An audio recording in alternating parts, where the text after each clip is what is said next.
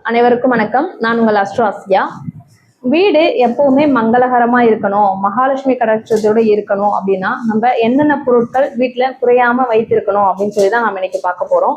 அந்த வரிசையில வீட்டுல எப்பவுமே அரிசி, துவரம்பருப்பு, தண்ணீர், அஞ்சரை பெட்டி, மஞ்சள் தூள், குங்குமம், இந்த பொருட்கள் எப்பவுமே வீட்டுல குறையாம இருக்கணும். அரிசி மேக்சிமம் வந்து ஒரு பாக்ஸ்ல கொட்டி வைப்போம், அல்லது இதுக்கு முன்னாடி பழமையான காலங்கள்ல பானையில கொட்டி வைப்பாங்க. இப்போ ஜென்ரேஷன் மாறும்போது நம்ம அதுக்கேற்ற மாதிரி ஸ்டோர் பண்ணி வச்சுக்கிறோம். அந்த பொருட்கள், நம்ம கொட்டி வைக்கக்கூடிய பொருட்கள் எப்பவுமே குறையாம இருக்கணும், நிறைய நிறைய நிறைய எப்பவுமே முழுமையா இருக்கணும். அதே போல வியாழக்கிழமை நீங்க வீட்டுல உப்பு, கல் உப்பு வாங்கிட்டு வந்து வைக்கிறது ரொம்ப ரொம்ப விசேஷம். மஞ்சள் குங்குமம் எப்பவுமே வீட்டுல இருந்துகிட்டே இருக்கணும்.